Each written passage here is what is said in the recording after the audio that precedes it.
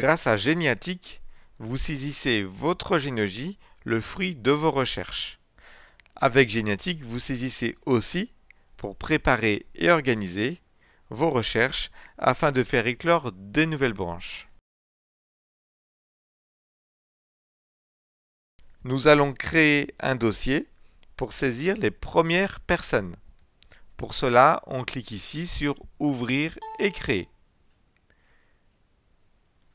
On saisit ici le nom de la famille Dessieux, puis on clique ici sur Créer. Ce premier écran apparaît pour vous permettre de saisir les premières informations que vous avez sur votre famille. Ici, le nom de famille Dessieux est déjà indiqué, c'est le nom du dossier que l'on a mis. Vous pouvez bien sûr le modifier. On va mettre ici le prénom, Manon. On va choisir ici le sexe, féminin. On va mettre la date, le 10 avril 1999. On saisit en fait que les chiffres. On va mettre le lieu, quand. Le logiciel vous le propose, on appuie sur Entrée. On a ici la commune, le code INSEE qui identifie la commune, la région et le pays. On va pouvoir ici créer le père, Dessieux Philippe. Le logiciel vous a mis automatiquement le nom de famille, mais on peut changer l'orthographe si elle a changé. On va ici créer la mère. Le nom se met automatiquement en majuscule, même si on saisit tout en minuscule. Le prénom.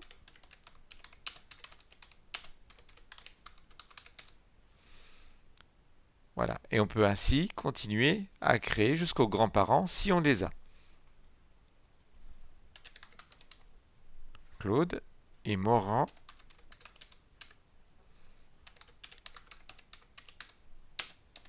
Jacqueline Marie. Une fois que vous avez saisi les premières informations que vous avez, eh bien on va cliquer ici sur Valider.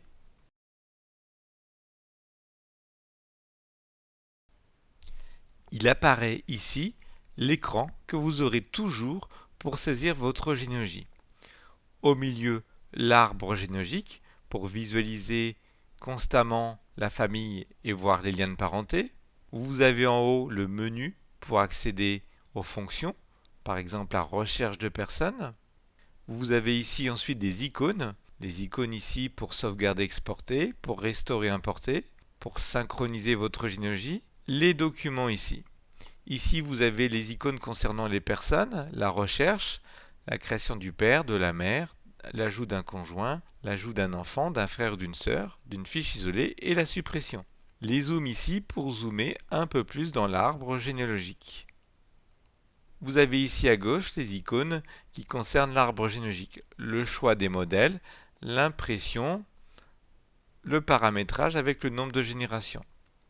Cette partie ici à droite, c'est l'espace de travail que l'on peut afficher ou non avec cette icône, avec la recherche rapide, le choix des modèles, le contrôle de cohérence et l'aide à la saisie par exemple.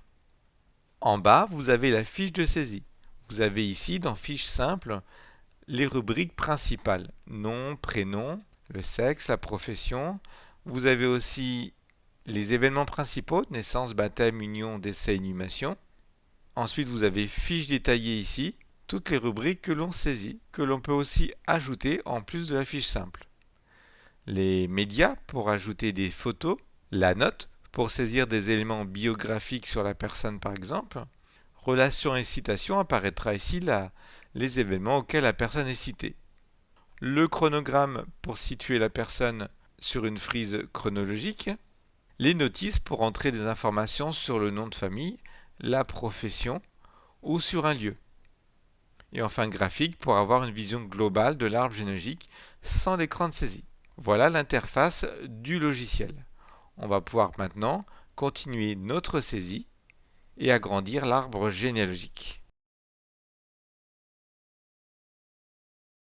On va d'abord compléter la fiche de Manon en indiquant le lieu précis de sa naissance. Ici, on a dit qu'elle était née à Caen. Mais ici, vous avez la zone du lieu dit ou de l'adresse et on va saisir et mettre 20 avenue Capitaine Georges Guinemer. pour localiser le lieu et le voir, vous cliquez ici sur localiser le lieu. Une carte va apparaître et va se positionner. C'est bien ici, effectivement, la polyclinique du parc. Hop, on peut zoomer moins et vous voyez sur une carte ici le lieu précis de la naissance. On va fermer. Voilà déjà, le lieu est complété. Vous avez ici un petit bouton pour appuyer sur naissance et on arrive dans fiche détaillée, ce qui va permettre de compléter aussi, de mettre en plus par exemple les personnes citées dans l'acte. Ce qui est important, c'est de voir le contenu de l'acte et d'avoir des renseignements complémentaires, qui sont les témoins. Pour un baptême, qui sont les parrains-marraines par exemple. C'est son père qui déclare la naissance. On va faire donc ajouter une personne ici. Dans les personnes proches, on a ici Philippe Dessieux, on clique dessus, c'est bien lui. Qualité, c'est le déclarant. La parenté, c'est le père. On va compléter par rapport à ce qui est indiqué dans l'acte. On a indiqué qu'il est informaticien. Il a 35 ans. Il s'est signé oui. Voilà, on a sa naissance qui est calculée. Il est donc né vers 1964 a priori. Et on a sa résidence à noter. Quand? J'appuie sur Entrée puisqu'il me le propose. Et on met la rue où il vit. C'est pas dans cette rue-là. Voilà, rue Carnot. On va ajouter cette personne citée est fermée. Plus vous allez reculer dans le temps, plus les témoins seront importants pour prouver des filiations. Le grand-père qui est présent au baptême de son petit-fils, par exemple, un oncle, une tante qui est présent à un décès. C'est comme ça que l'on va pouvoir progresser au XVIIe où les mariages n'indiquent pas toujours les parents des personnes lors des mariages. Donc là, on a rentré une personne citée. Voilà, j'ai cliqué dans la fiche de Philippe Dessieux ici et j'ai bien les informations que j'ai rentrées. 1964 et informaticien, ainsi qu'ici, vous voyez, sa résidence.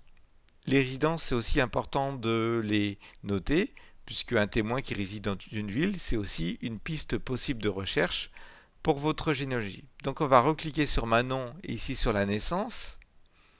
Une fois qu'on a rentré les personnes citées, on peut aussi rentrer la source.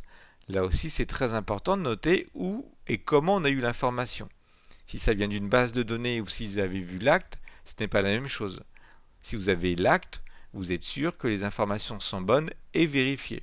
Si c'est dans une base de données, un relevé par exemple, si c'est une généalogie en ligne, ça n'a pas la même valeur, il faudra vérifier l'acte. Donc ici, on va faire ajouter une source. On va mettre qu'on a la photo.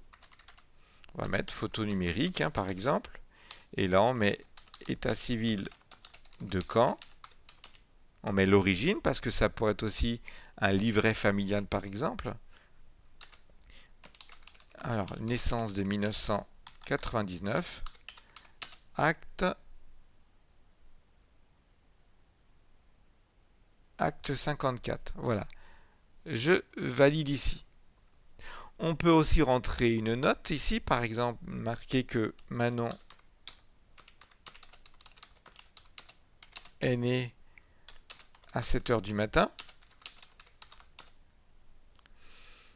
Voilà, donc ici, j'ai la possibilité de rentrer ou de vérifier la date et le lieu, de rentrer la personne citée, là où les personnes citées, de rentrer une source et de rentrer une note. On va retourner à la fiche simple.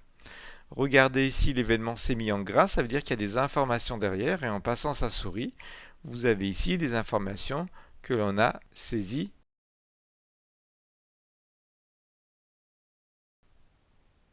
Manon, on va lui ajouter sa photo, au moins une. On va donc cliquer sur Média ici et vous avez deux boutons, photo et portrait, événement acte et document. On va ici cliquer sur photo et portrait depuis l'ordinateur et on va aller chercher l'image de son choix. Je sélectionne le dossier, je clique sur l'image souhaitée et je clique sur ouvrir. La photo apparaît ici.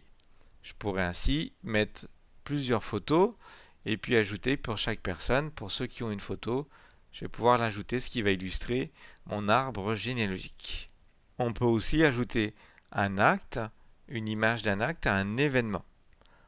Ici, on a événement, acte et document. J'appuie sur le plus. Là aussi, on choisit depuis l'ordinateur et on choisit l'acte et on fait ouvrir. Voilà. Et ici, eh bien, vous choisissez de mettre à jour, par exemple, la naissance de la personne.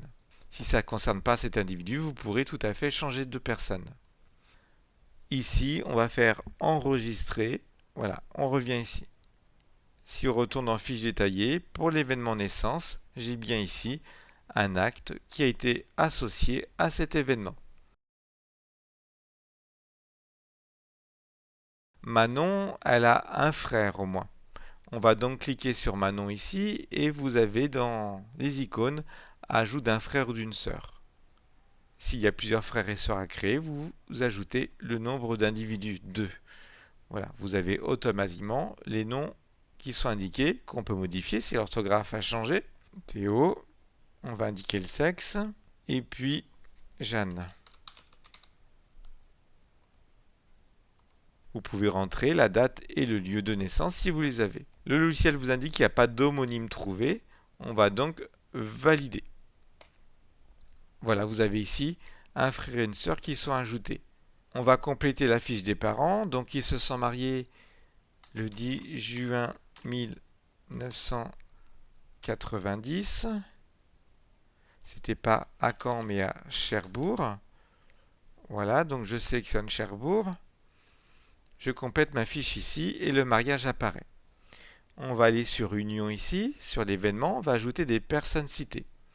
Ajouter une personne, alors c'est Fernandez Paul.